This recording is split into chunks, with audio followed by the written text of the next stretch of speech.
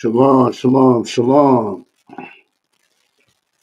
Yahweh Bashim, Yahweh Shah Barakatah to all my brothers. Yahweh Shemalatah Bashim, Yahweh Shah to all my sisters.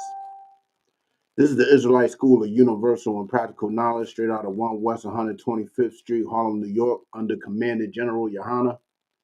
And what we do is we teach the Black, Hispanic, and Native people that they are the Most High's true and only chosen people. And with that comes a responsibility. That responsibility is to love and take care of each other as the scriptures have dictated. And a lot of people may think it seems hard, but it's not hard. It's not hard at all. You know what I'm saying? And within doing that, within taking care of each other, it's a process. We got to take care of each other first. We got to look out for each other first. We don't put nobody above each other.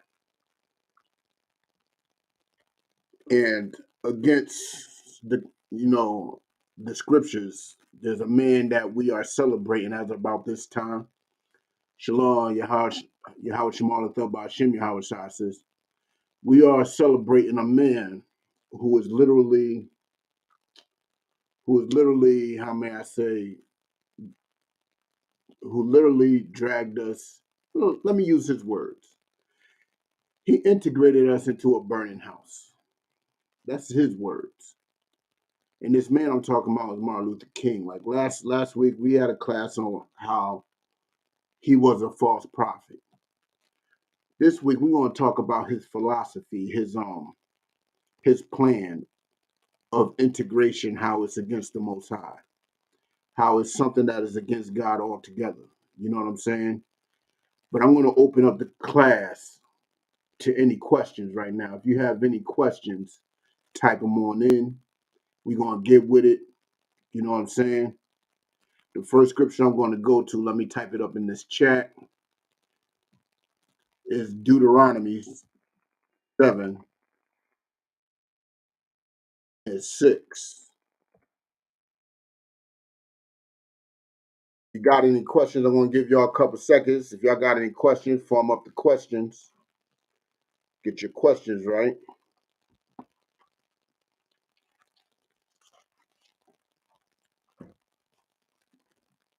Any questions on the TikTok, on the tickety top? Shalom to all those that's entering the class. Let me see if I can share it real quick.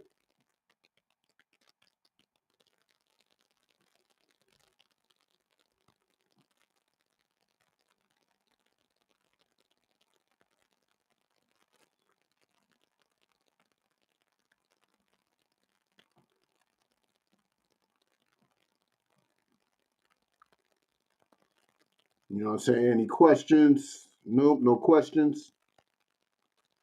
All right, let's keep it simple then. Let's keep it simple. Let's get with it. Deuteronomy chapter 7, verse 6. For thou art an holy people unto the Lord thy God. Now, people, if y'all understand, I know the Christian church taught us that holy is something that's supposed to mean special, superior, better than everything else. You know what I'm saying? But no.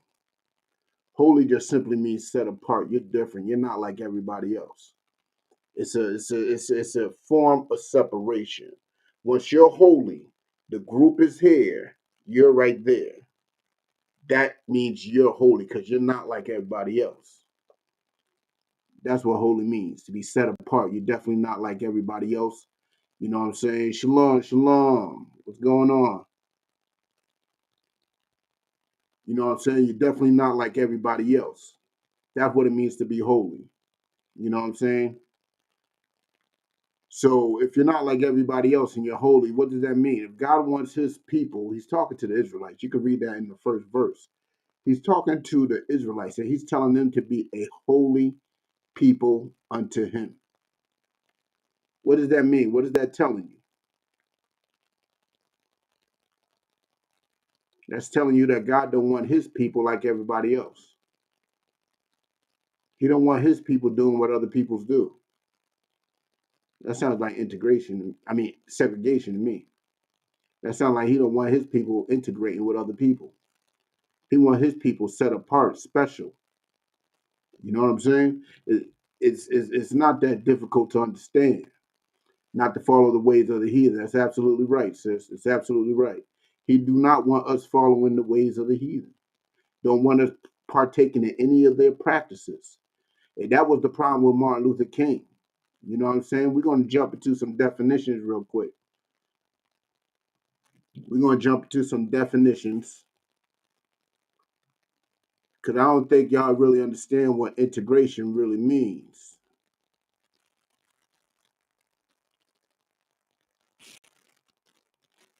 To integrate, you know what I mean? It's a verb. To form, coordinate, or blend into a functioning or or a unified whole. You know what I'm saying? Two, to incorporate into a larger unit. And that's what we did. We incorporated into a larger unit. You know what I'm saying? To unite with something else. That's what we did. We united with something else. But the problem is there's a word in here that proves that we did not integrate with America. We did not unite. You know what I'm saying? Let's bring to definition three. 3A, to segregate. 3B, to end the segregation of and bring into equal membership in society or an organization. Now, let me tell you something. That did not happen. We did not integrate into a equal membership of the society. There's no such thing as equality. That's what we as black people got to get out of our head. There's no such thing as equality. Because if you are fighting for equality and if that's your goal, who plays and fights to tie? Nobody fights to tie. Our enemy knows this. That's why our enemy is winning. That's why he is superior when it comes to these tactics. Because he knows he's fighting to win. You know what I'm saying? Us right now, we are fighting to tie. And fighting to tie is an illusion. There are no two things on this planet that is equal to anything else. Nothing is equal. Equality is a childish way of thinking. Plain and simple. Equality isn't real. But let's see what we really did. Let's see what we really did. Let's take a look at what we really did. Let's take a look at what Martin Luther King really brought us. He brought us into assimilation. We assimilated into America. We did not integrate, we assimilated. Now look at the definition. Definition, transitive verb. Definition one, to take into mind and thoroughly understand. We thoroughly understand America. We definitely do, and they thoroughly understand us. Problem is, only one sees the other as an enemy. 1B, to take in and utilize as nourishment, to absorb into the system. Look, America been eating off of Black, Hispanic, and Native people since 1492. They definitely use us as nourishment. We feed its culture and we feed its financial system. We feed everything about America. You know what I'm saying? We are feeding America. Definition 2A, to absorb into the cultural tradition of a population or group. Yeah, we were absorbed. See, integration is supposed to be a mixing, but there's no mixing. There's no mixing. You know what I'm saying? If there was mixing, there'd still be black businesses like there was before integration. If there was mixing, there'd still be, you know what I'm saying, the HBCUs would not exist. There'd be just regular universities with black and white students. No. There was no integration. There was just assimilation where we assimilated into their society. We are giving them all our money. We are feeding them. Let's continue. 2B, to make similar. That's what we do. We are very similar to America. We are very similar. We are, like the sister said earlier, do not to partake in the ways of the heathen. The Most High never want us to partake in the ways of the heathen. So what Martin Luther King had us doing was assimilate into America. We never integrated. There was never a mixing of cultures between America and a so-called Negroes, a so-called Hispanics, and a so-called natives. There was no integration. It was all assimilation. It's almost as if America came up to us and say, "You better get down or lay down." And what did we do? We got down. We got down with America. Everything about us before integration, so-called integration, we had um we had everything we needed. We had each other, most importantly. We had a moral system. You know what I'm saying? We had a family structure. You notice everything started falling about the 60s where this integration so-called took place. Everything about the so-called Black, Hispanic, and Native society started falling about that time. You know what I'm saying? And you could thank your homie, OG Mike, for this. You could thank OG Mike, aka Martin Luther King. You could thank him for that. He is fully responsible for it. You know what I'm saying? But we're gonna drop that. Let's get with the next verse. Let's get with Proverbs 11 and 21.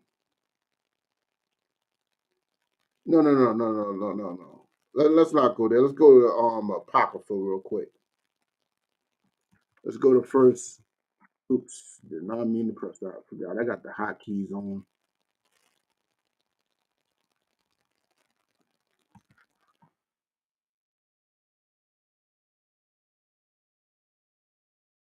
We're gonna go to first Esdras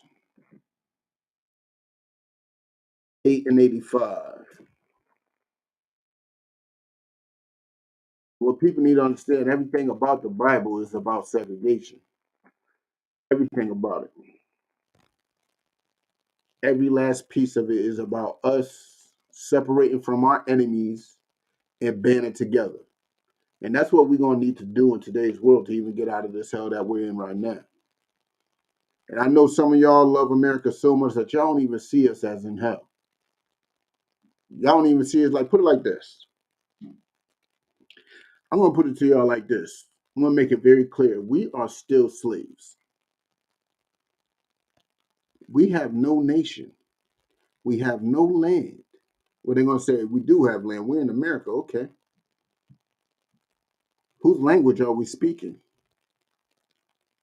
I'm speaking English. Some brothers are speaking Spanish. Some brothers are speaking French. Some brothers are speaking Portuguese. Those are not our languages. Those are languages of our enemies, of our oppressors who forced those languages on us. What about our last names? We got Smiths, Ortiz, Jeans. You know what I'm saying? None of those names are our last names. So we don't even have our own language. We don't have our own names. We don't have our own financial structure. We don't have our own military. We have nothing. Everything we have, our oppressor provides, which proves that we are still slaves. He has given us the bare minimum, just like he did when we was in shadow slavery. But now this slavery is more mental, and a lot of us don't even see it as that. We look at Massa as if he's our friend. He is not even our friend. Homeboy said,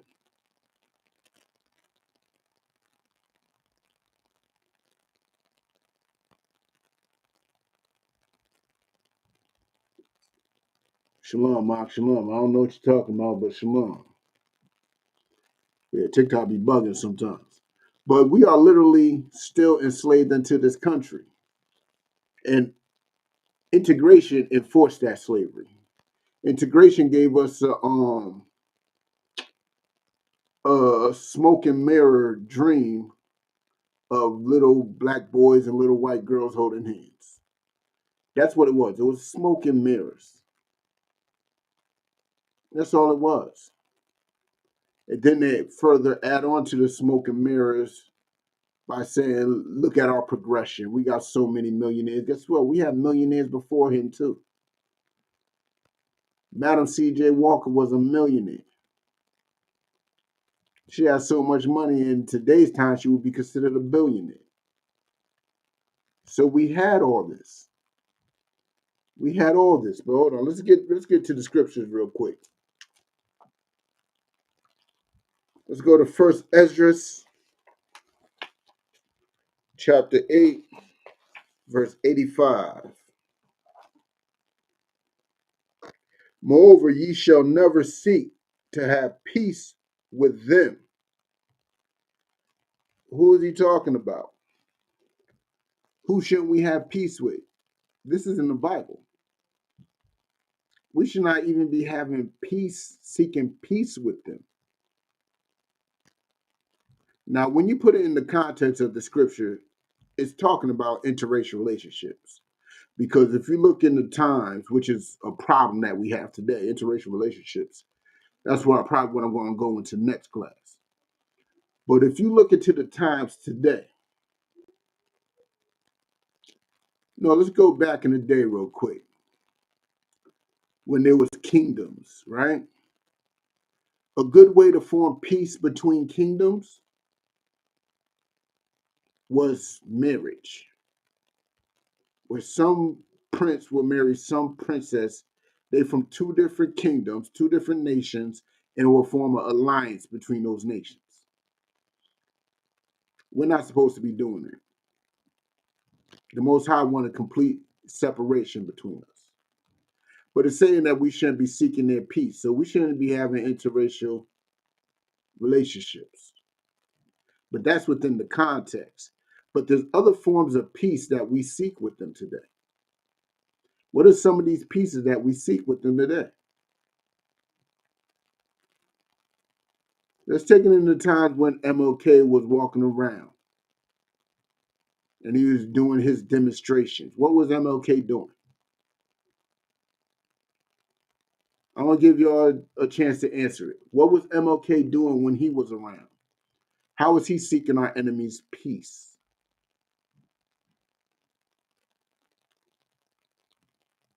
And it's going to amaze you that we still do the same thing today.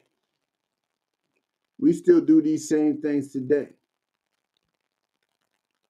Being nonviolent, true, but that's not quite the answer I'm looking for.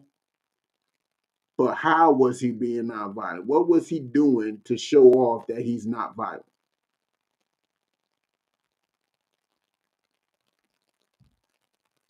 What was MLK doing?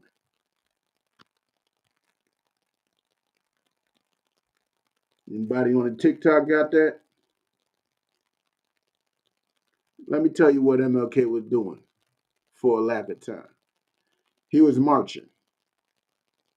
And as he was marching, he was chanting, "We shall overcome, no justice, no peace." We are still doing that same thing today. We are marching, begging our enemy. How are we begging our enemy? By doing this. How? When we saying no justice, no peace, we are begging them to accept us. We are begging them to not be our enemy. Love us. We are begging them for peace. We are literally begging, yep, Black Lives Matter protesting. You're absolutely right. That's what we're doing today, just like we were doing back 60 years ago. We haven't learned nothing in the past 60 years. We are repeating the same mistakes we did 60 years ago. And what does that mean? That means we are an insane people. Deuteronomy chapter 68, verse 58 says, we are smitten unto madness. Because we are doing the same thing over and over again. We are completely insane. marching and begging them for love and acceptance, and we still ain't get it. We still ain't get that love. We still ain't get that acceptance. We still ain't get that peace. And we're not. And the sooner we understand that we are not going to get that peace from them, the better off we will be. Better off we will be. But let's continue with it. Moreover, ye shall never seek to have peace with them, that ye may be strong. See, that's how we become strong as a nation. We ain't going to become strong as a nation begging them for love and acceptance. No. We become strong as a nation by recognizing that they're not going to give us this love and acceptance. We become strong as a nation by depending and turning to each other. We become strong as a nation by looking out for each other. That's the only way we could become strong as a nation. Us begging in this integration thing and this whole philosophy MLK had actually made us weak. And our enemy sees it. He sees us as weak. Imagine if the Bills played for a tie. Imagine if any football team right now in these playoffs, they're not playing to win, they're playing to tie. They're playing for equality. The other team will feed off of that. The other teams will devour them. You know what I'm saying? And that's what's happening to us. These other nations are devouring us, all the other nations. We should not even be having no Asian restaurants in our neighborhood. Because in Deuteronomy 7:6, the Most High said, be ye holy. We only supposed to have black restaurants in our neighborhoods. You know what I'm saying? We're not supposed to be having any, Arabian chicken shops, any, 7-Elevens that, everything's supposed to be black on black on black on black. Because we are supposed to be holy. We are supposed to be separate. That's how the Most High wanted us to be.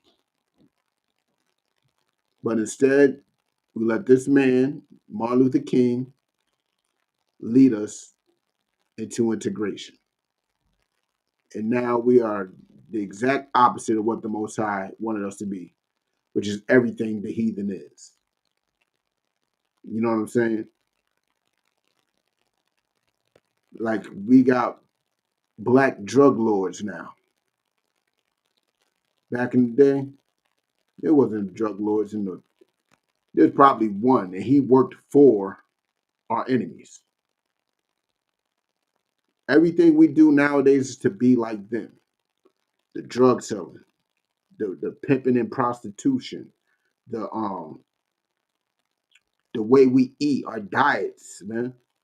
Everything that we do is to be like them. It's crazy because I was on Clubhouse today, tired as can be, on my way from work, put on some entertainment. And this ain't my first time hearing it, but I noticed that when there's a so-called battle of the sexes amongst black people, there's a excuse that likes to come up, how we are the only ones that do this, we are the only ones that do that. Other people don't do this. So why are we even concerned about what other people do? Why are we even concerned? Hey, they'd be like, hey, white women don't say that they don't need their man. Asian women don't say they don't need their man. I understand how we feel as black men, but understand we should not even be concerned about what those women are doing. To be even honest, we shouldn't even know. What we should be focused on, that there's a situation going on between black men and black women. We need to focus on that. We shouldn't be focusing on what other nations are doing. But I noticed that came up, and that struck a nerve with me. I'm like, why are we so concerned about it? Because everything that we do is to be like them. Absolutely everything. from the rap music being all super violent and stuff. Where did we learn these violence at? Who taught us this violence? America was formed on violence. Every rich person in America got it through violence. All this generational wealth that's in America was formed through violence. And that's how we know we're going to get it. That's how we know we're going to get it, is by being like them. And what do we do when we be like them? We prey on the weak. And who is the weak? Our own. We are preying on our own people, just like they are preying on us. You know what I'm saying? But let's continue with it. Moreover, ye shall never seek to have peace with them, that ye may be strong, and eat the good things of the land, that ye may leave the inheritance of the land unto your children forevermore. We don't even have an inheritance. Back in the day, before integration, at least we had that. It might have been a shack, you know what I'm saying, falling apart, but at least we could have passed it down to our kids. You know what I'm saying? We had businesses. At least we could have passed them down to our kids. But no, we sold all that just so we could sit in the white restaurant and eat their unseasoned chicken. That's what we did it for. So we can go to the white movie theaters and see the latest attraction while they hushing us to shush. We fought very hard to be just like them. Very hard. And where has it gotten us? What has it done for us? How has it benefited us? It has not. It has utterly destroyed us. You know what I'm saying? But let's drop that. Let's look at, we read it in Apocrypha. Some people don't like the Apocrypha. Some people don't trust it. Some people think it's not actually scripture. But let's go to the Bible form of this. Let's go to Deuteronomy 23.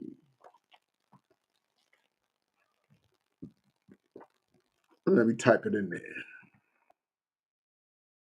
Some people like to say the Apocrypha is not biblical. You know what I'm saying? It's a bunch of made up books or whatever. But whatever's in the Bible is actually in the Apocrypha. They say the exact same thing. It's just a piece of history missing that the Apocrypha fills in. But everything that's in the Bible is in the Apocrypha. They took it out because, it's so much clearer in the Apocrypha. But let's get with it. Deuteronomy chapter 23, verse 6. Thou shalt not seek peace with them. Slack. Thou shalt not seek their peace. Same thing was saying before. Thou shalt not seek their peace. You know what I'm saying? Which is all we've been doing, is seeking their peace, begging them for their love and acceptance. But it doesn't just stop there. Because us black people, we have a problem in this world. And the Christian church perpetuates it. The Christian church promotes this problem that is fully against this one scripture right here. Let me continue. Let me continue on. Thou shalt not seek their peace, nor their prosperity, all thy days forever. We shall not seek their peace, nor their prosperity. Why shouldn't we seek their prosperity? Because us seeking their peace and their prosperity, we seeking their love, their acceptance, has us turning on each other, has us taking one another out just so we can get rich like them, trying to keep up with the Joneses and the Smiths and the Goldbergs and all these Caucasian people, has us destroying each other, has us taking each other out. You know what I'm saying?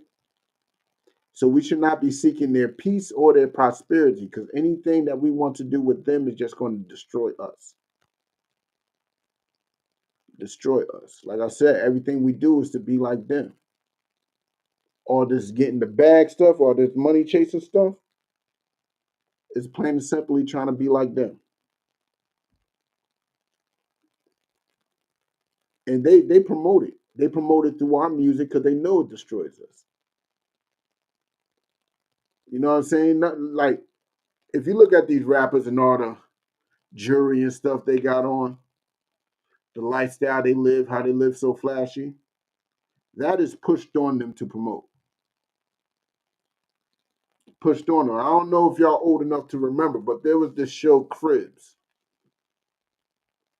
And this show Cribs will go through the life in the houses of these rappers.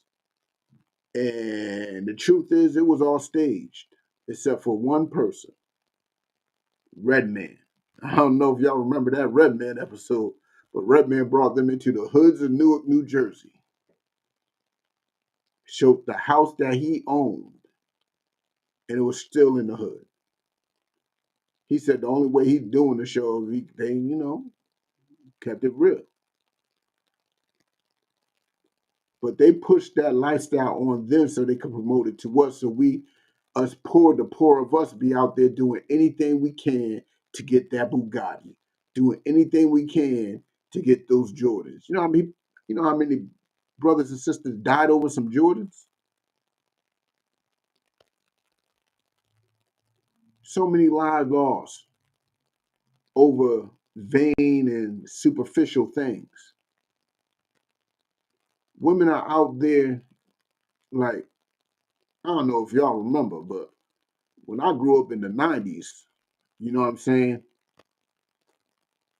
A black woman or a Hispanic woman, you know what I'm saying, getting butt shots didn't make any sense to us at all. Like, that was something that they did. That's something they did because they didn't have that natural blessing on them. Our sisters were blessed physically. You know what I'm saying? So why did we start getting butt shots?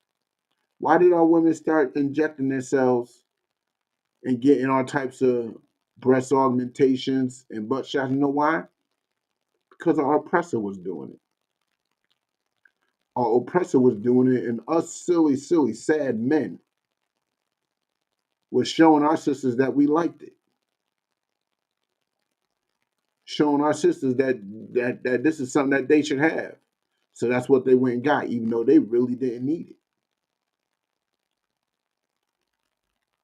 And now black and Hispanic women are losing their lives getting these butt augmentations, getting seriously sick, getting these butt augmentations, trying to be like our oppressors, trying to be the next Kim Kardashian, trying to be, who was the one that was real famous before Kim that got it? What's her face? The one, um, Pamela Anderson, trying to be the next Pamela Anderson. And us as black men just showed our sisters this. And when they got it, we promoted it even further. We promoted it even further. You know what I'm saying? And that's sad. That's sad. That's why little Kim looked the way she do now. Because we're not being holy. We're not being separate. We're being just like them. So little Kim looks like a short, fat Asian girl. You know what I'm saying? And it's disgusting. But let's drop that. Did I read all that? I think I did. I think I did. Yeah. Because it was a short one. Yeah, I read all that. Seeking their prosperity and stuff is what's going to get us killed. But let's drop that. Let's go back to First Esdras 8. We're gonna go a couple of scriptures down.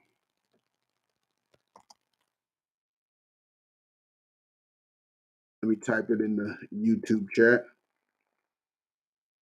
I think we're gonna start with 87. Let's start with 87.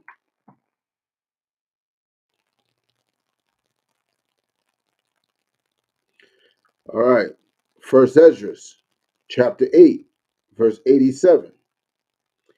And this give unto us such a root. See, the Most High gave us this mind state of separation, this mind state of only dealing with each other. And that is like the root of our society. That is a strong basis of our society.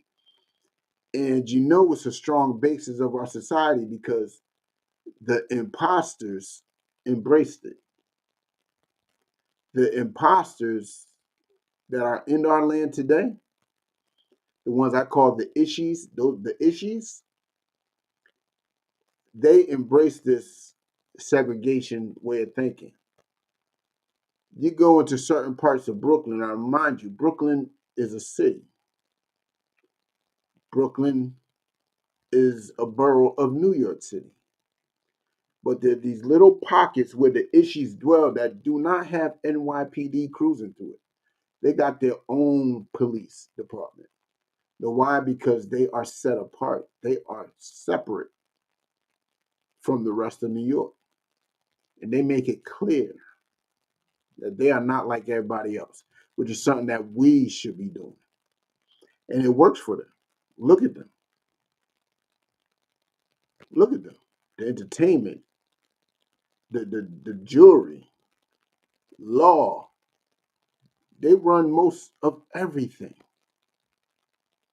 Because this way and this philosophy and these law, statutes, and commandments actually work. And imagine how much more it'll work for those who are supposed to be following them. Imagine how much more. You know what I'm saying? Let's continue. And this give unto us such a root, but we have turned back against to transgress thy law. We turned back against that separating, that segregation. We turned against that. And MLK made sure we turned against that. We turned against our root. Our root was to depend on each other, and we turned against that so we could depend on our enemy, so we could love our enemy, beg our enemy. And the scripture says, live not a beggar's life. But that's all we do in America. And the rest of the world sees it. That's why the rest of the world do not respect us at all. Because the simple fact is, we're nothing but beggars. We don't look at our brother next to us and say we should team up and try to solve our issues. You know what I'm saying? I got $1, he got $1. Hey, let's put our dollars together and get a burger. And now we both eating. We can split that burger. We don't think like that. But every other nation is looking at us like we are the worthless pieces of crap on the planet. We have no home, no land at all, no military, no representation, no financial structure. We don't even have our own language. We have nothing. We don't even have our own identity. We are carrying our enemies' identity, their surnames. We carry their names. If that doesn't say slave, I don't know what does. I don't know what does. We're so proud to be a Johnson, so proud to be a Smith, so proud to be a Jean, a Francois, a Ortiz. We're so proud to carry these names as if they're our ancestors' names, as if there's some honor within these names. All those names tell you is that you're a slave and that you are under their thumb, and you purposely chose to be underneath their thumb, and you love it. That's all it's telling you. And you can thank Martin Luther King for that. That's all Martin Luther King's doing. You know what I'm saying? But let's continue.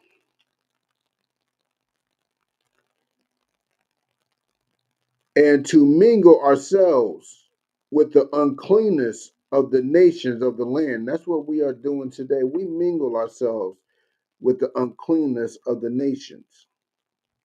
You know what I'm saying? We mingle ourselves with everything that our enemy does and enjoys. Like, put it like this. Our enemy says eating shrimp, crab, and lobster is a delicacy, and we believe it. He said it's a delicacy. And, and at the time, only they could afford it. You know why? Because they raised up the prices, and and they said, look, it costs a lot of money to eat these roaches. Because that's what shrimp is. Shrimp is crabs and lobster, they're bugs. They're bugs in the water. That's literally what they are. And we eat them. We eat them and we say they're delicious because our oppressor said they're delicious. And now look at us, riddled with gout, high blood pressure, high cholesterol, diabetes, strokes. We have a lot of dietary illnesses, even though we eating the same things they eat. You know why? Because the law is for us. The law, statutes, and commandments was for Black, Hispanic, and Native people. That's why we get punished to such an extreme for breaking them. Such an extreme for breaking them. We do the exact same thing they do, but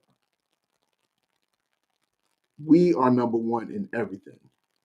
Every illness, every disease, every last one of them. Because we're not supposed to be doing it. We're not supposed to eat that crab, shrimp, and lobster just because our oppressor says it's a delicacy. You know what I'm saying? But I digressed a bit. And to mingle ourselves with the uncleanness of the nations of that land. You know what else is uncleanness? We mingle ourselves with them. I noticed that a lot of so-called Black, Hispanics, and natives,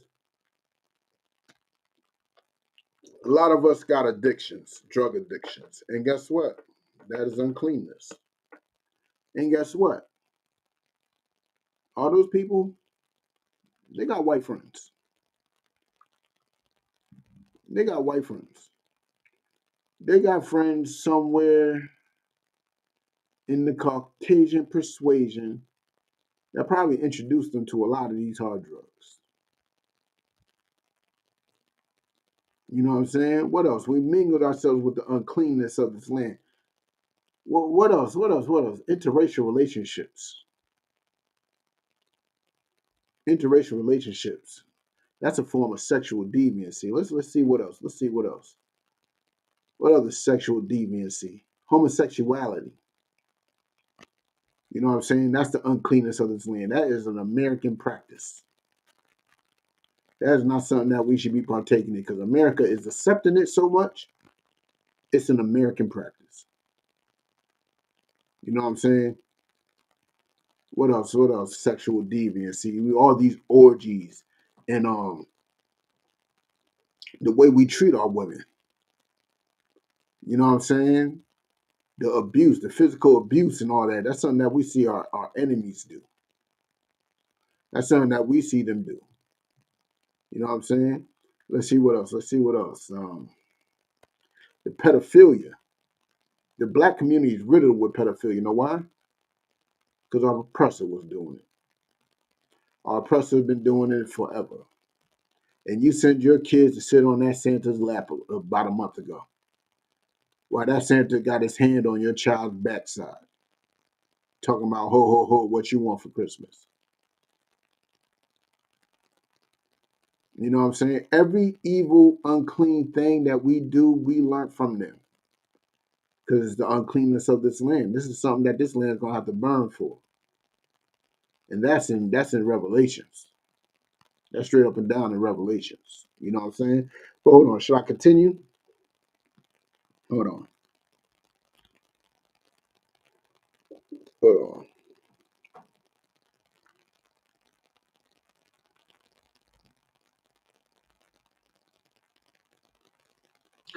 Oh no, that's the judgment right there. Hold on. For the only place to receive it. Damn right, Quash. Damn right, huh? Only place to receive this, man. But yeah, you know what? I'm gonna go into the next verse. Mightest not thou be verse 88. Mightest not thou be angry with us to destroy us, like us being mingled with the uncleanness of this land, us wanting to be like our enemies so much, us begging them for his love and acceptance, is making the Most High angry with us. Because he gave us the straight up and down rule to be holy and separate ourselves from our enemies. Don't be like them. That was in Deuteronomy 7 and 6. That was the first verse I read. But let's continue. Till thou hast left us neither root, seed, nor name. Look, we have no root.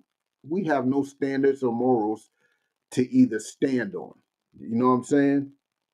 We have no seed. Our seeds are following our enemy. They ain't following the law, statute, commandments. You know what I'm saying? We have no name. We literally not carrying the name of Yasharala. We are black, Hispanic, native. You know what I'm saying? I went through a whole bunch of surnames we have. We are not carrying our names, period. And that's our judgment. It's only going to get worse the more we just keep on loving our enemy. It's only going to get worse. But let's drop that. Let's stay in the Apocrypha, though. Let's stay in the Apocrypha. Let's go to Ecclesiasticus 12.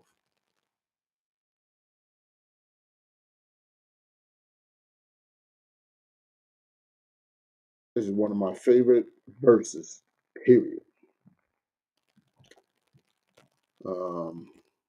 10. We're going to be in here for a while. We're going to be in here for a while. Ecclesiasticus in the Apocrypha 10. 12. I said 10, right?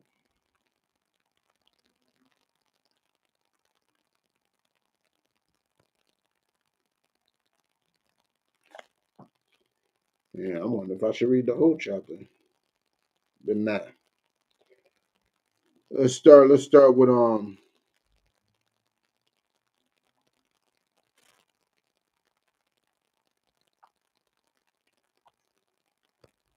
let's start with actually 9. Let's start with 9. Put some seriousness on this, you know what I'm saying? To make y'all understand a few things. Ecclesiasticus. I did type it in. Oh, let me press enter. Ecclesiasticus, chapter 12, verse 9.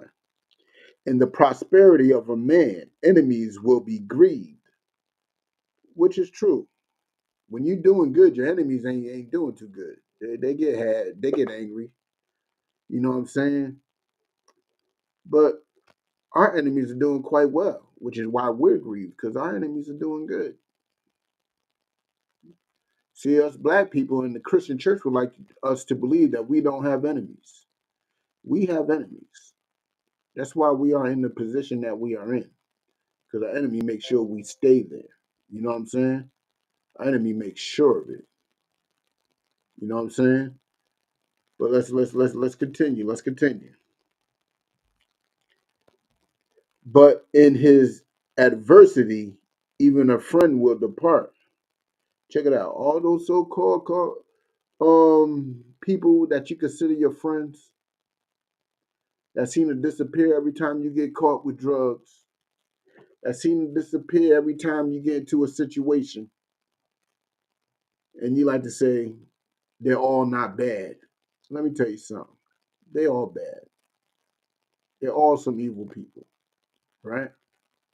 They all rather see you fall than stand tall. You know what I'm saying? Because if we stuck together and looked out for each other,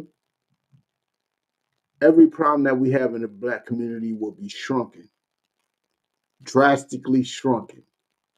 And our enemy will be grieved because of it, because our money's not going into his pockets as much as he would like. You know what I'm saying? But let's continue. Verse 10. Never trust thine enemy. Never what? Never trust thine enemy. This is in the scriptures. I know the Christian church tells you should pray for your enemy. But let me tell you something. They never told you what that prayer should be. You know what I'm saying? The scripture straight up and down said, never trust thine enemy. Who is your enemy, black man? This is what you got to understand. Who is your enemy? Can you answer that?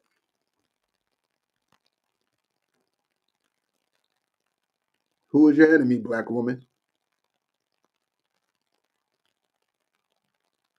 And I need every black man and black woman to actually say this out loud. I need you to say who your enemy is out loud. You don't even have to type it in, but just say who your enemy is so you can stop treating each other like enemies. If your answer ain't black woman or black man, there's hope for you. There's hope for you.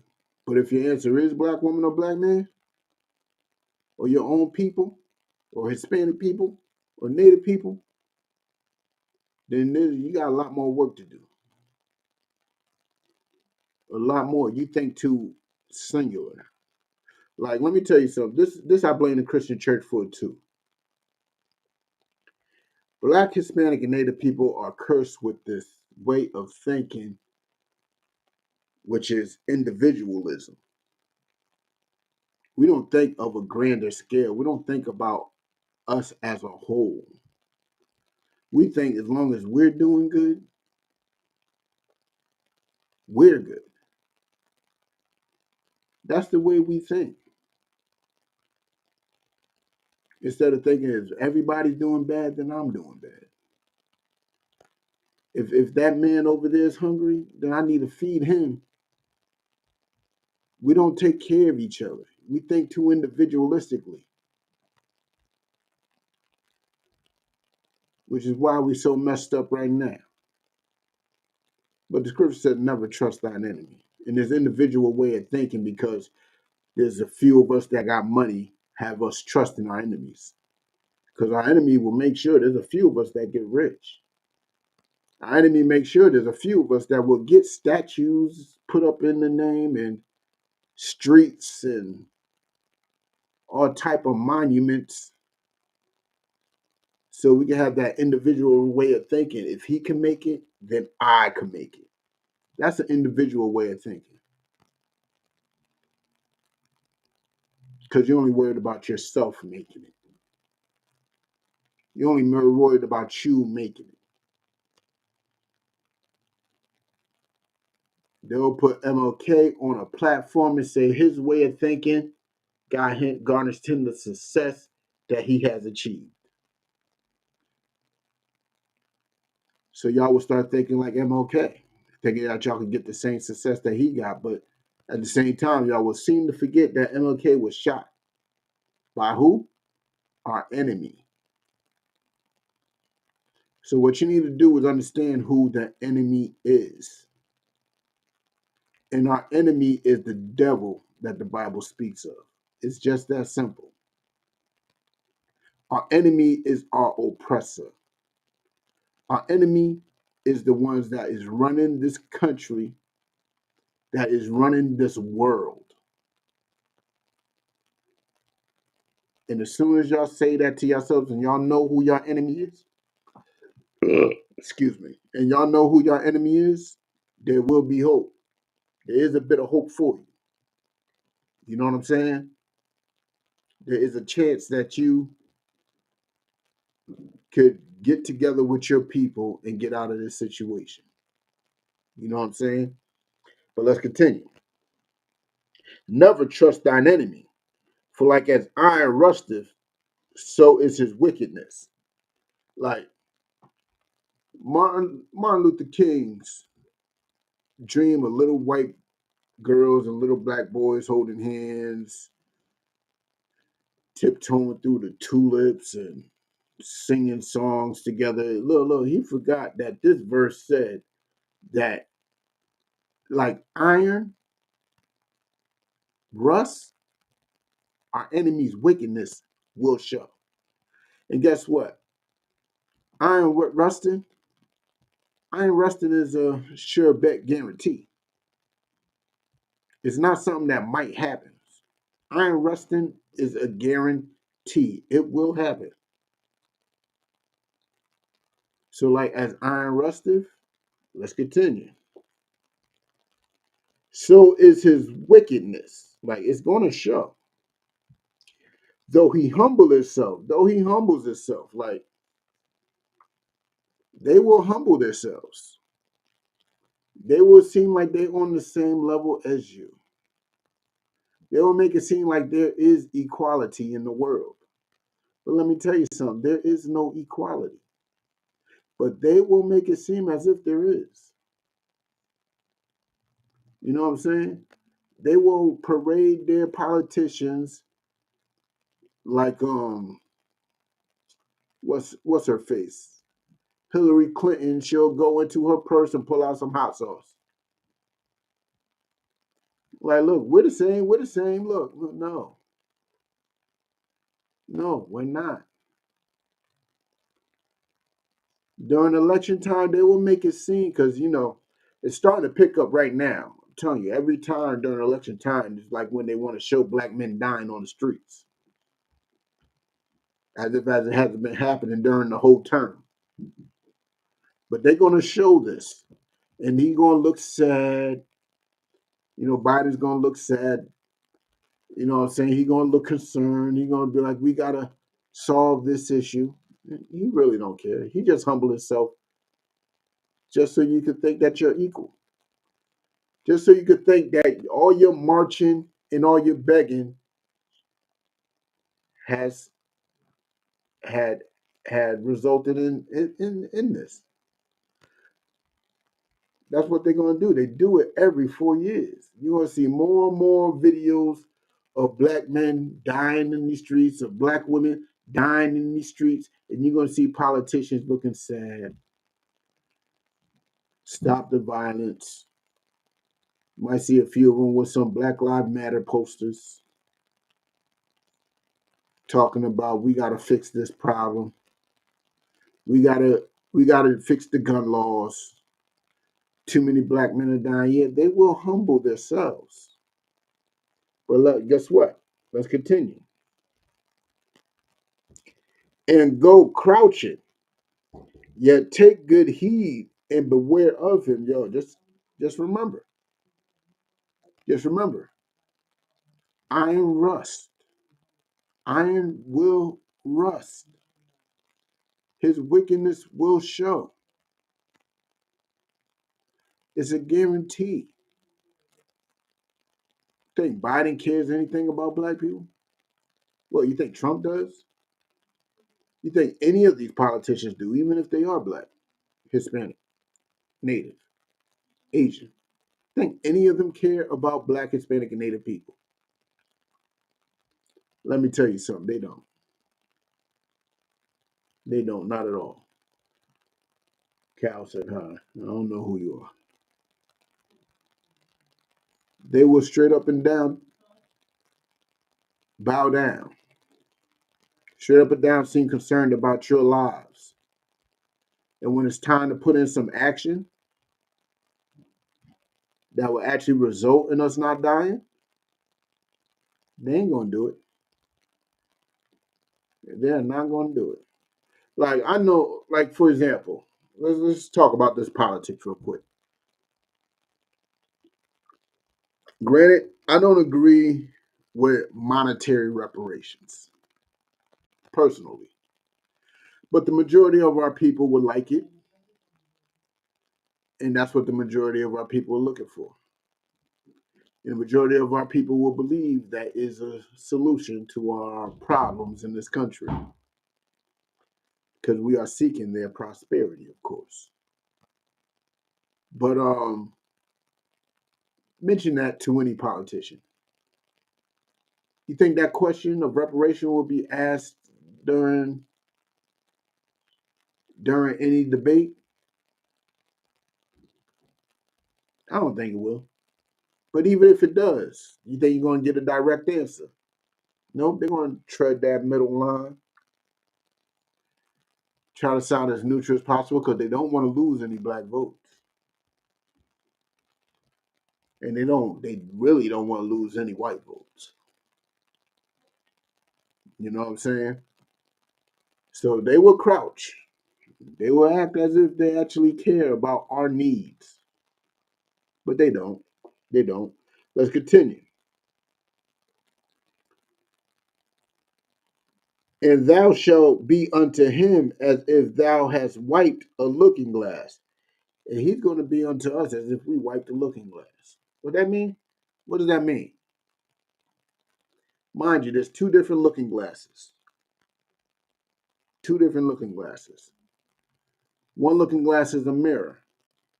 It's going to be as if we wipe the mirror. Now we see everything clearly. Problem with that is when you're looking in the mirror, you're looking at yourself.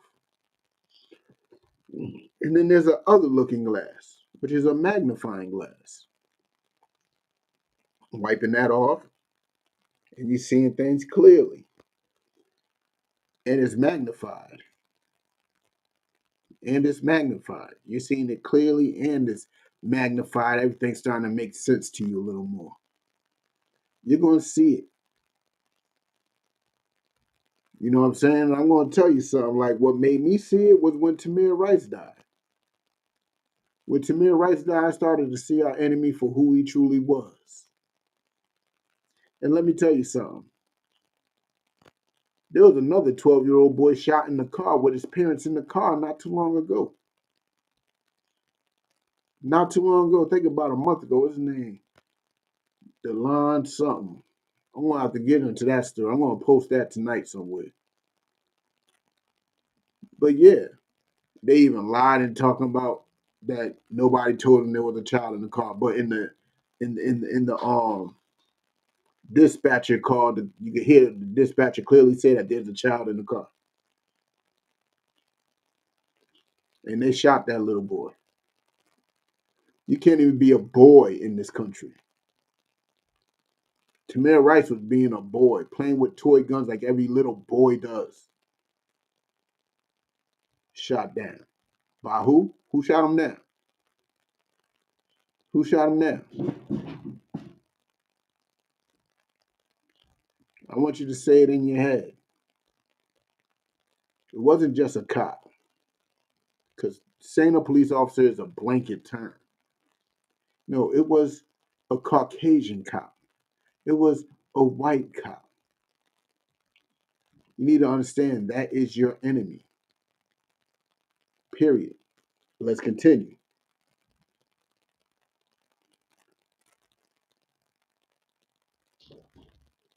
And thou shalt know that his rust have not been altogether wiped away. Like, no matter how you try to spiffy him up, you just gonna know.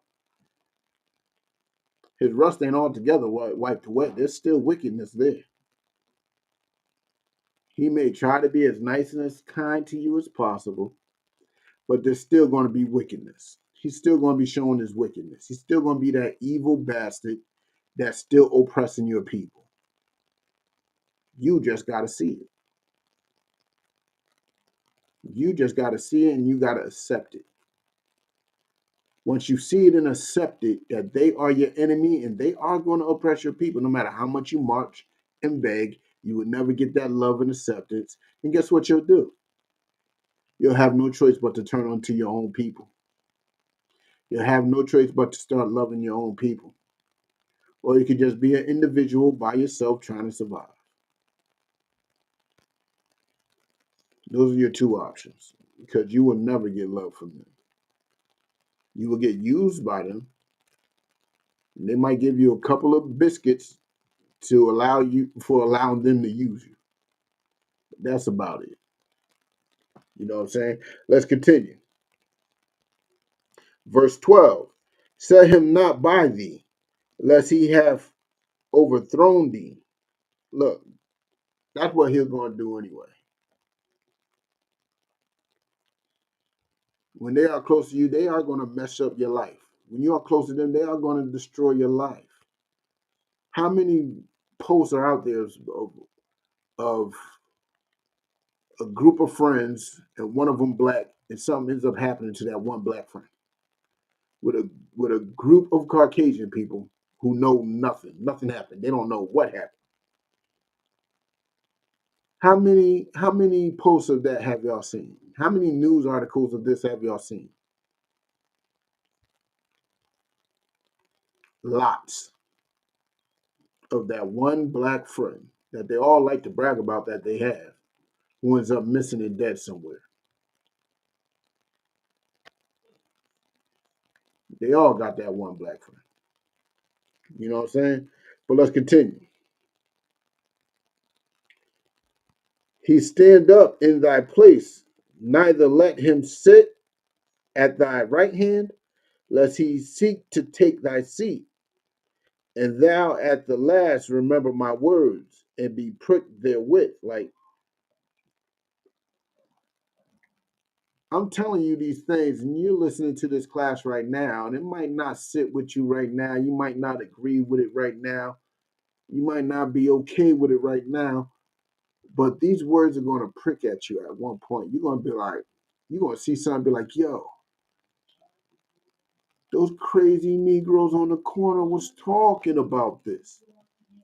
Yo, those crazy Negroes said this was going to happen. That's how you know our words pricked you. It pricked you just a little, ooh, just a little prick. Just a little something to wake you up and make you notice what you're doing. You know what I'm saying? Let's continue. Verse 13. Who will pity a charmer that is bitten with a serpent? Like, who's going to feel bad? Like, I'm telling you these things. Imagine I told you that snakes are poisonous. If they bite you, you're going to get poisoned and you're going to die. But you instead don't want to listen, so you still charming the snake and get bit. Should I feel bad for you? You didn't want to listen. You didn't want to listen. All your whole response was they all ain't bad. Well, guess what? Not all snakes are poisonous. But I bet you if I had a pool full of snakes, you wouldn't jump in it. I could have a pool full of snakes and say only one is venomous. You will not jump in it. You will not jump in it at all. So who would pity the snake charmer that is bitten by a snake? Let's continue. Who will pity a charmer that is bitten with a serpent, or any such as come nigh wild beasts? Who feels bad for anybody even comes? Like, we're black, y'all. We don't play with animals. And let me tell you, our enemy is an animal. And that's our problem. We don't see him as an animal, but he is an animal, an uncivilized wild animal. And he will kill anything in his way. So should I feel bad if some lady decided to jump in a cage of lions and gets mauled to death? She knew those lions were dangerous.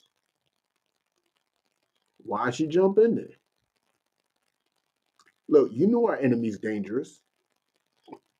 Why are you around them? Why are you around them? Like, put it like this. Y'all remember that January 6th thing when they stormed the Capitol?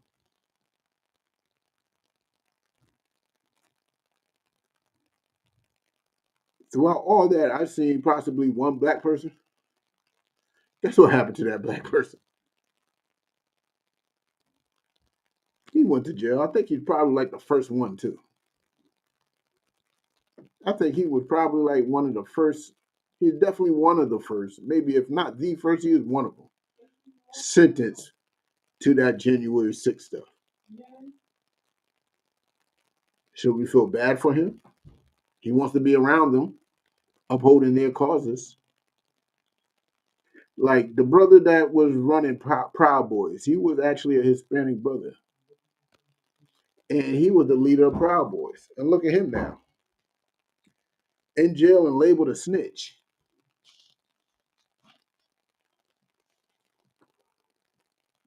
Should we feel bad for him? He wanted to uphold their agendas.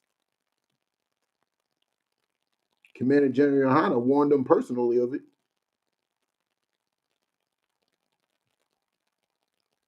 That's what happens when you don't listen to a prophet and you rather listen to your enemies. You end up in jail. Like, who should feel bad for those who's bitten by snakes or those that come near wild beasts and end up mauled to death?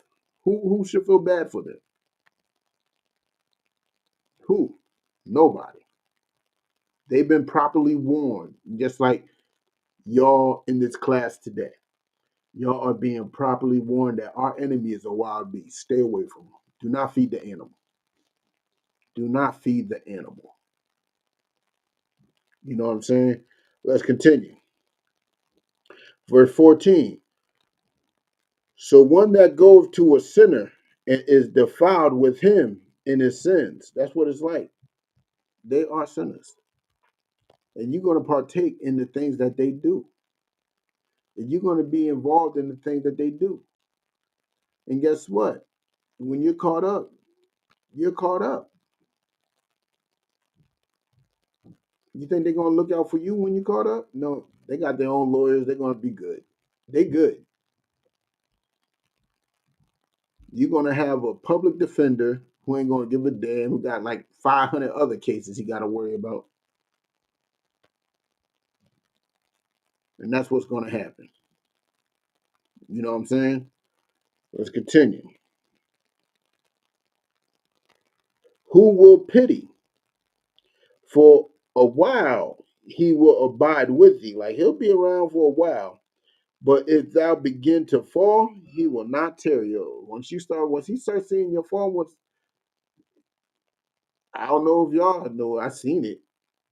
I seen when that white dude just seemed to suddenly disappear. Like y'all do understand, Tommy from Power is not a real person. Those people are known to give up the goods, and you will be that good that they will give up. You was in there just for the ride. Next thing you know, you had all the drugs. You gave them all the drugs. And you was only in there for a ride. You were just invited into the car. The car got pulled over. You are a big drug king because they said you are. And you're going down. And Tommy and Becky's going home tonight.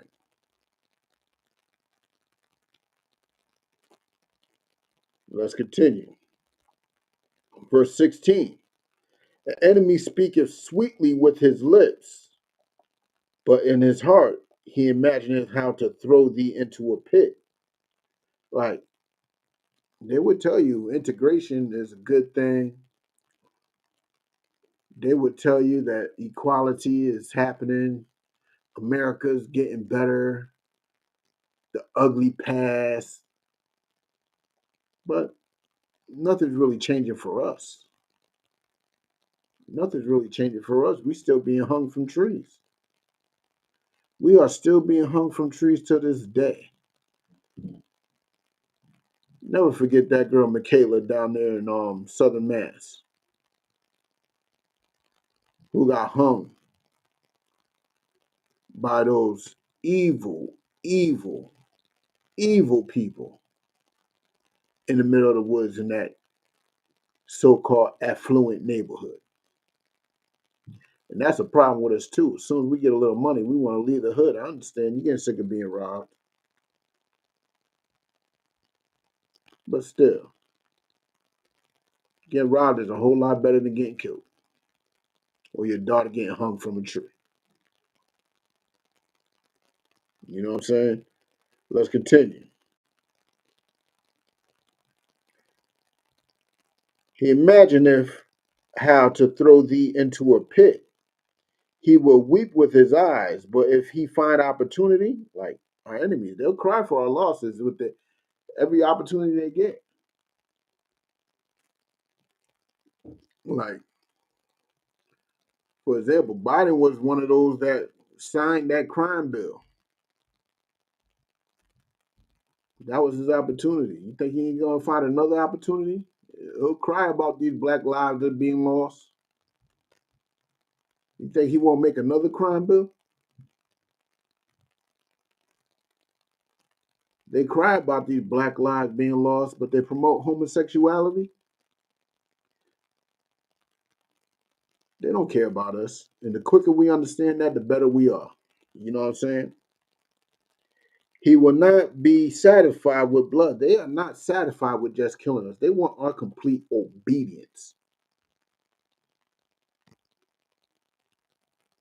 Blood is not good enough. Our blood being shed is not good enough. They would like us to disappear and not exist. They would like complete genocide upon us. You know what I'm saying? But let's continue. Verse 17. If adversity come upon thee, thou shalt find him there first. Like when things go bad, you know who did it.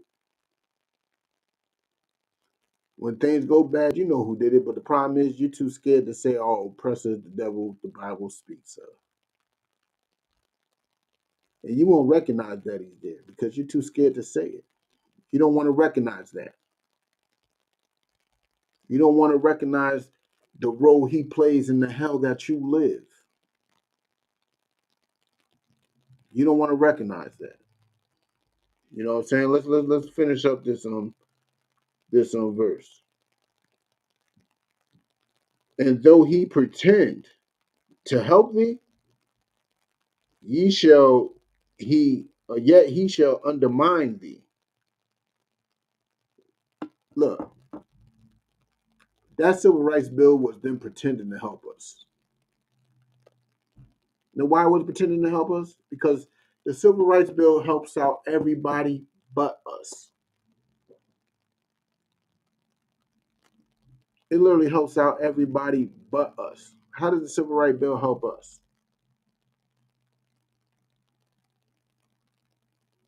Well, because we can vote.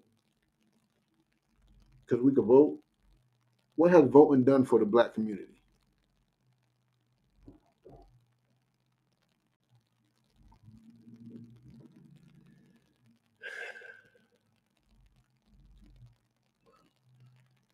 Slovakia, y'all.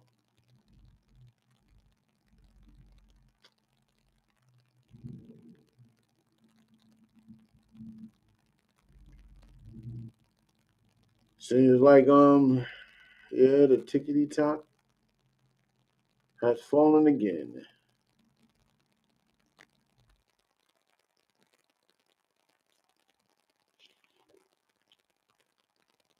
But this truth must go on. I don't care how much they argue about it. But where was I at? Verse 18. He will shake his head and clap his hands and whisper much and change his countenance. You know what I'm saying? They only out to destroy us. And when they do, they are glad. They are partying. They are cheering. They are clapping their hands. You know what I'm saying? That's what they are doing. It is a celebration for them. You know what I'm saying? But let's drop that. Let's go to Zephaniah 2:1.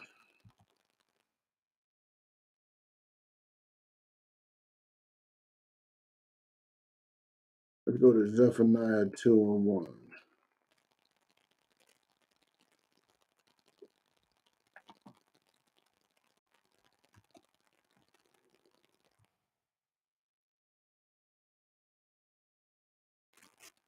Bear with me 1 second.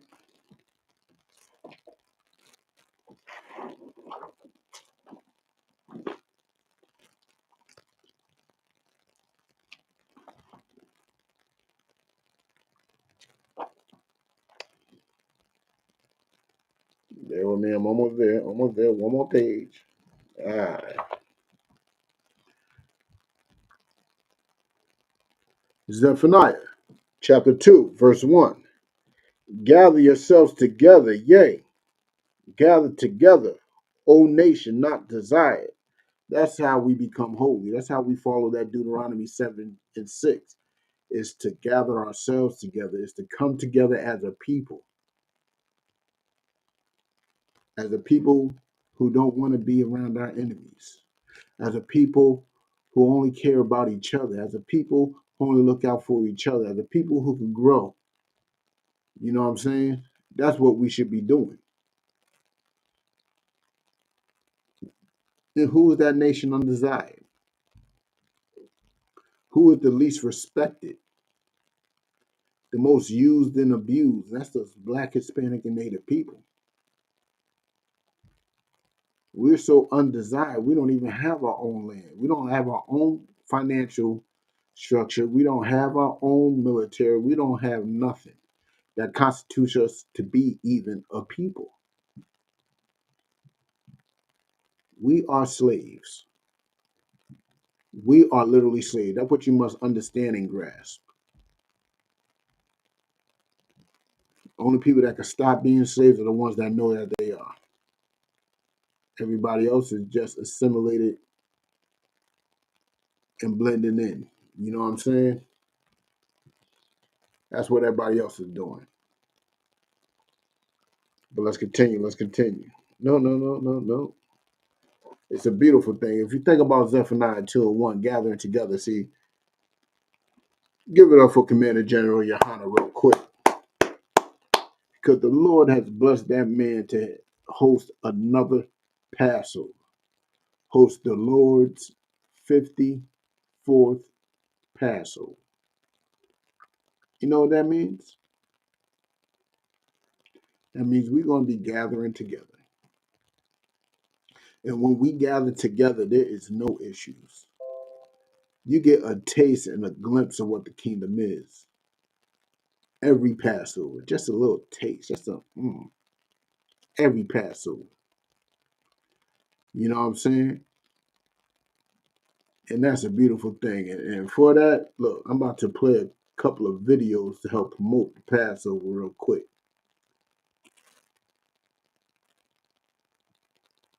Stay with me real quick.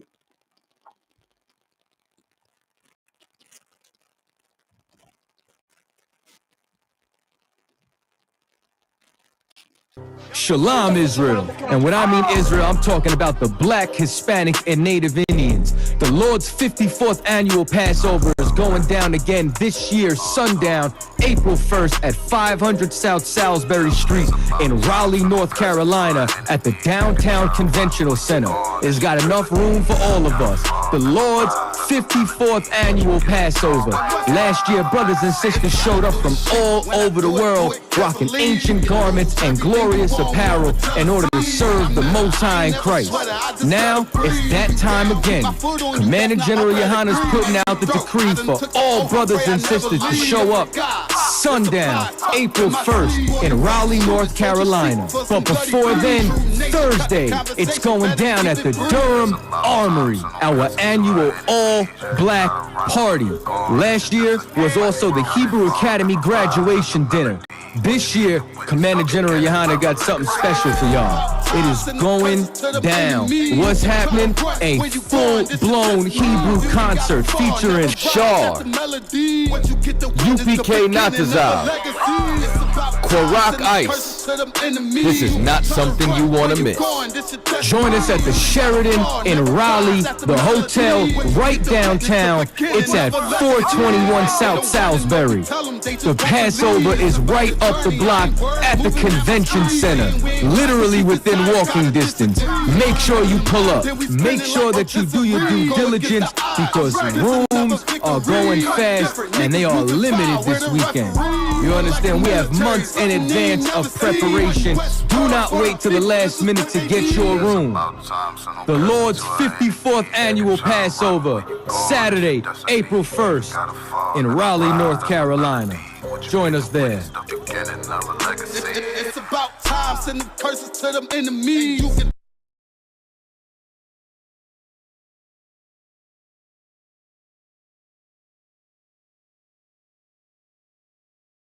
Shalom, Israel. And when I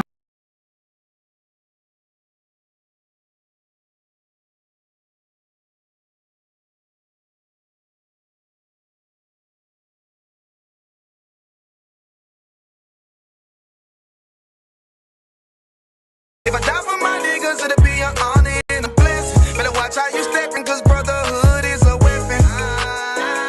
Brotherhood is a weapon. Better watch how you stepping, cause brotherhood is a weapon. If I die for my niggas, it'll be an honor and a blessing. Better watch how you stepping, cause brotherhood I lay my life down right now for all my sisters and brothers, because I love them. I see them dapping and hug them. It's amazing to see how well we adapt from the struggle.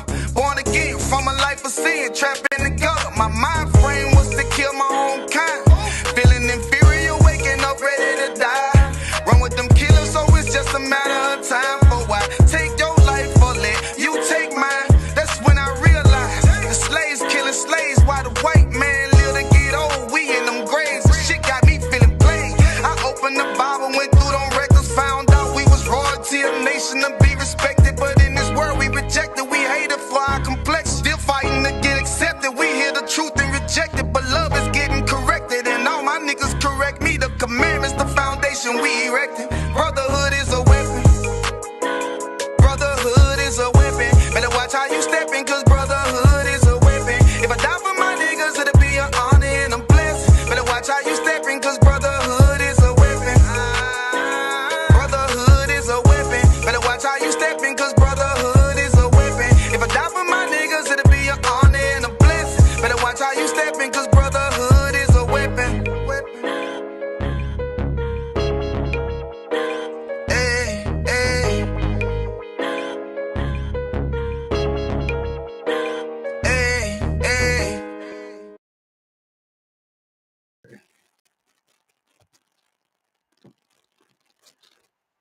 That's a full itinerary right there. Now, that scripture literally just read that we got to come together, O nation, out to Zion. And that's one of the best ways to come together is during the Passover. You know what I'm saying? Y'all got all the information. Going to be in Raleigh, North Carolina, man. That's how you're going to get a sample of what it's supposed to be like when we're a nation. When we're a nation of people where nobody has any problems. Like, you could leave all your jewelry and your money in one spot, and next thing you know, it's not stolen. It's still there. Know why? Because nobody's chasing our oppressors' prosperity. Nobody's chasing their prosperity. You can leave your kids, let them run around acting crazy, and guess what? Your kids are not going to be fondled and touched because nobody's trying to be like our oppressor. You know what I'm saying? That is a beautiful thing. That is a beautiful, absolutely beautiful thing. But let's get with Revelations 18 and 4.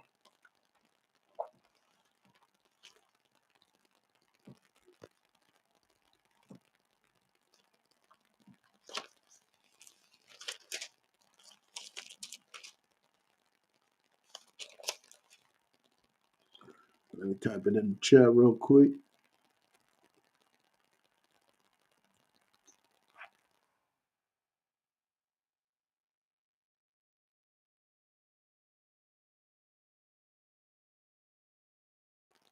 Revelations chapter 18, verse 4. And I heard another voice from heaven saying, come out of her, my people. Like, this is a very crucial verse, right? This is basically me summing up everything that I was saying tonight. We got to come up out of her. We got to come up out of this integration, this assimilation. We have to come out of this American mind state that even MLK himself knew was a mistake. MLK knew himself that this integration into this burning house, this assimilation into this burning house was a mistake. The problem is we keep on, this country keeps on promoting that dream. This country keeps on promoting that way of thinking. That the man who thought like that originally don't even think like that no more. You know what I'm saying? So we have to come up out of that mind state. We have to come out of us trying to stop trying to be like our enemy, trying to have everything that he has. The quicker that we come up out of that, the better off we are. You know what I'm saying? The quicker we come out of that, the more likely a chance that we will be that nation. That little sample of a taste that you get every Passover, that little sample that we get every Passover will simply be a permanent thing once we gather together and get rid of all the other BS. You know what I'm saying? Get rid of all our desires to actually make it in a society that is crumbling in front of your eyes. You want to make it in America, but America is literally falling in front of your own eyes. You don't see it? Never mind the diseases and the COVID-19, the monkeypox and all that. But that insurrection, that January 6th thing, that showed America's enemies how weak that America really is. You know what I'm saying? And then you have these wars going on in the Ukraine and all that. It shows you how weak America really is. Everything's going to come to a boiling point. Now, what you going to do? You going to stand on the side of America, or you just going to mind your business? Because we really have no horse in this race at all. We have no horse. So what we should do is just gather together, come up out of this American mind state, and just be separate, be holy, be set apart, like it said in Deuteronomy 7:6. That's the only thing that we can do. The only thing we can do. You know what I'm saying? Let's continue. I heard another voice from heaven saying, "Come out of her, my people, that ye be not partakers of her sins." Come up out of her so we won't be partakers of her sin. What's the partaking of a sin? What is the partaking of a sin? We know what a sin is. A sin is the breaking of God's law. What is the partaking of it? Reaping the rewards of it. That's a partaking of it. You know what I'm saying? But there's another partaking of it, reaping the punishments. Reaping the punishments of these sins. Yeah, you can reap the rewards of integration, you feel good, you feel like you're a positive person. You promote homosexuality and interracial relationships. You promote all that. Yay for you. You're not an evil person in the eyes of this world. But guess what? You're an evil person in the eyes of the Most High. And you're going to have to partake in those sins. You know what I'm saying? You're going to have to reap the rewards, and you're going to have to reap the punishment of those sins. You know what I'm saying? And let's hear what those punishments are. Let's continue. That ye receive not of her plagues. That's the punishments. Some of these plagues. You want to reap in the sexual immorality of America? Go ahead.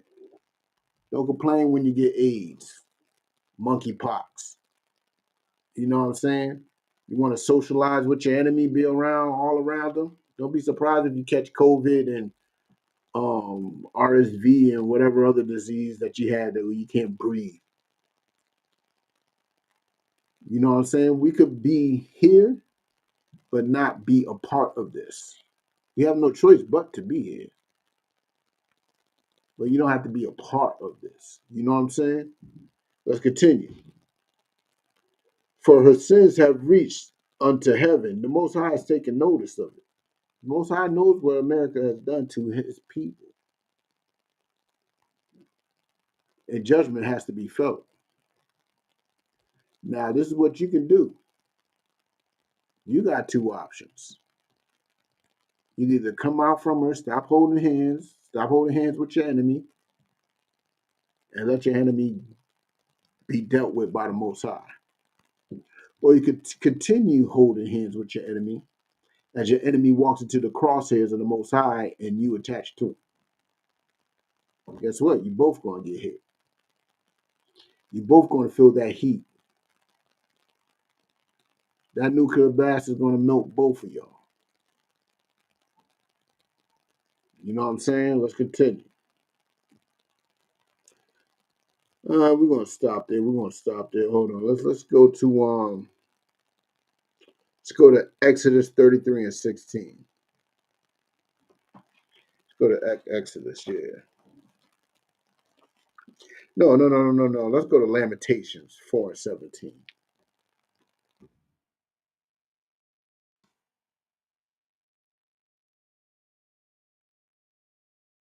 Let's go to Lamentations 4 and 17.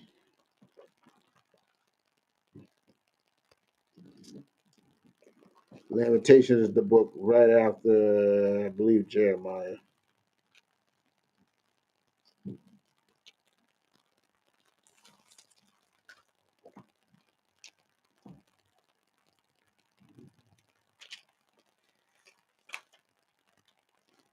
All right. Lamentations, chapter 4, verse 17. As for us, our eyes as yet filled for our vain help. Look, our eyes has failed us. Our eyes are filled. That's why we believe in reparations and stuff. Because we see that as an answer. That's why we look as integration is not a bad thing and equality is real, because our eyes have failed us. Our eyes have failed us. Know why our eyes have failed us? Let's continue. As for us, our eyes as yet failed for our vain help, because we are looking for help that is vain. You know what I'm saying? Reparations is vain. Integration and equality is vain. You know what I'm saying? Equal work opportunity, vain. Equal housing opportunity, vain. None of them are real solutions that's going to solve our problems. None of it's going to solve our problems. It's all vain help. Why is it vain help? Why is it pointless? Let's continue. In our watching and are looking for this help, as we're watching, looking out for this help to come, we have watched for a nation that could not save us. Look, we are asking the wrong people to help us. We are asking the wrong people to help us. Know why? Because they're not going to. It's not in their best interest to help us. Why would you want to be number two? Why would you want to help those you've been oppressing and getting rich off of? Your country became great off of their backs, and then you're going to put them over you? How about this? Never mind them losing. How about this? How about them being tied? You think they're gonna settle for winning and then say, nah, let's tie with them? They're gonna just give up. Let's say, nah, we've been winning for the past almost 500-600 years. Since 1492, we've been winning. So let's stop winning and let's tie. Let's be equal. Is that rational to anybody? Who is that rational to? This nation is not going to help us. This nation that you love so much, our enemy, our oppressor, that you think is so great, and you think that his nation will never fall, guess what? He don't care about us. Not one bit. Not one iota. So, with that being said, what should we do? We should do what Zephaniah 2 and 1 said. Gather ourselves together. Because they are not going to help us. So what should we do? Help each other. Look out for each other. Start following these law, statutes, and commandments and live the life that we are supposed to be living. Just that simple. You know what I'm saying? I want to go with one more. Hold on. Let's go to,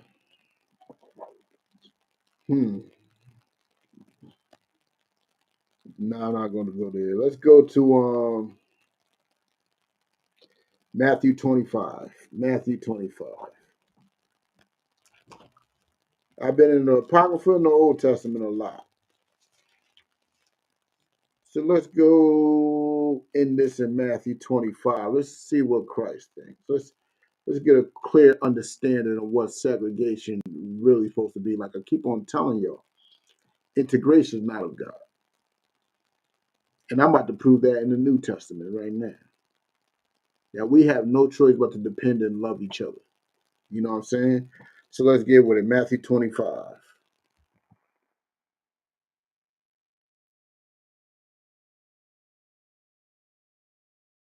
I believe it starts at 32.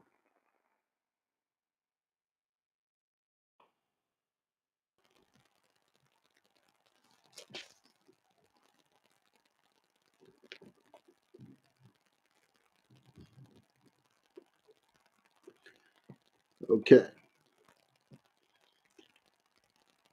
Matthew chapter 25, verse 32. And before him shall be gathered all nations, and he shall separate them one from another. Hold on. What did I just say?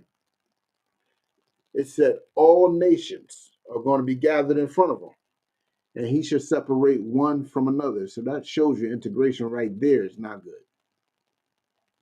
He's separating nations. He ain't separating believers like some of you Christians would like to say. No, he ain't separating believers. No, he's separating nations. Nations. All right. As a shepherd divideth his sheep from the goats, right? As a shepherd divideth the sheep from the goats, and he shall set the sheep on his right hand. He shall set the sheep on the right hand. You know what I'm saying? But the goats on the left. So the goats are going to be on the left. Now we already know who is constantly called sheep throughout all the scriptures, and that is the lost sheep of Israel. But let's continue. Then shall the king say unto them on the right hand, come ye blessed of my father, inherit the kingdom prepared for you from the foundation of the world. Like, who was the kingdom promised to since the beginning? That is Israel. So the sheep is obviously Israel. So he separated the sheep and said, yo, the kingdom is promised to you. He ain't separate believers. He separated nations. And that nation of Israel, not believers of Israel, the nation of Israel, you know what I'm saying, was separated. You know what I'm saying? Let's drop down to verse,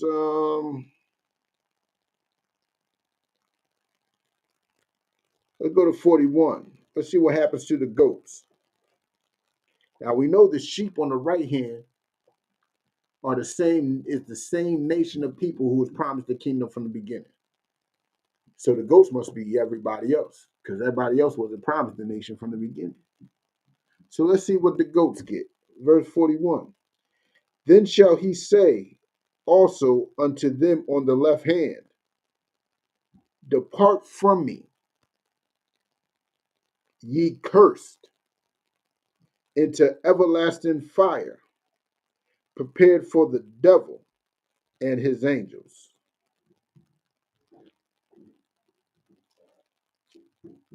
I don't know what to say.